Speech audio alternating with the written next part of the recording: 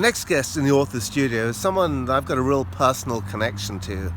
Fanny Blake was my editor when I was published by Penguin in the mid-1990s, and now in true gamekeeper turned poacher style, she's become a very successful novelist in her own right, and I think you'll find she has some great insights. Do it.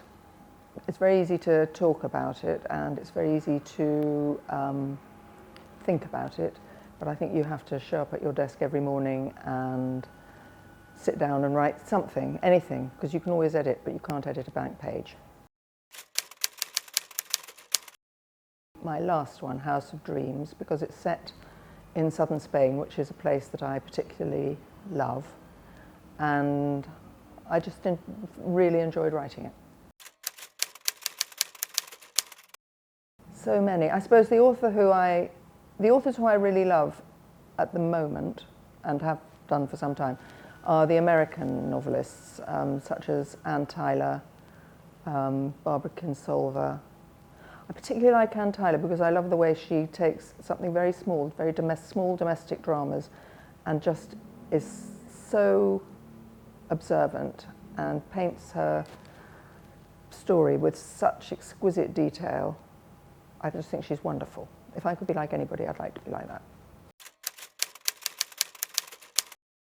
I write every day, but I combine novel writing with bits of journalism and stuff, so I'm at my desk all day, and I start at about, I treat it like a job, and I start at about 9 o'clock, and I crack on until about cocktail time. Biscuits, because my office, well, the room where I work is right next door to the kitchen, and the biscuits are too close for comfort. My other guilty pleasure is musicals. I love musicals, and I love watching tap dancing, and I would love to have been a tap dancer. Well, because I start at 9 o'clock, I get up, have my breakfast, and then I always do a Sudoku. Always, in the vain belief that it's going to get my brain working, but I don't think it really does.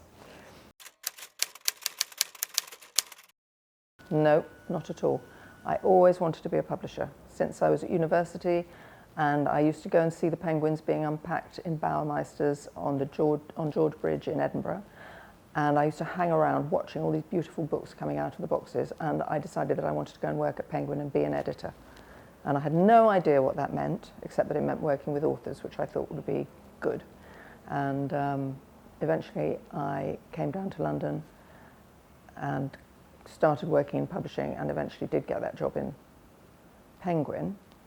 And I just thought that I was an editor and other people wrote books, so it wasn't until I actually left that work that I began thinking that maybe I could actually do it myself.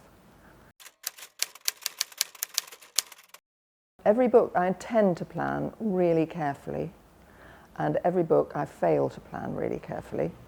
I always know, I start off with an idea, I then think about the characters and the journeys that they're going to take, kind of illustrating this idea, and I know the beginning, I kind of know the beginning scene, and I kind of know I know roughly where I'm going to end up, and then I just set off and hope for the best.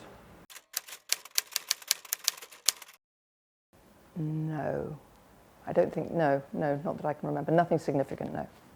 Well, I'm sure we've all enjoyed watching and have all taken something away from a lady who was senior fiction editor at one of the biggest publishing houses in the world, Penguin.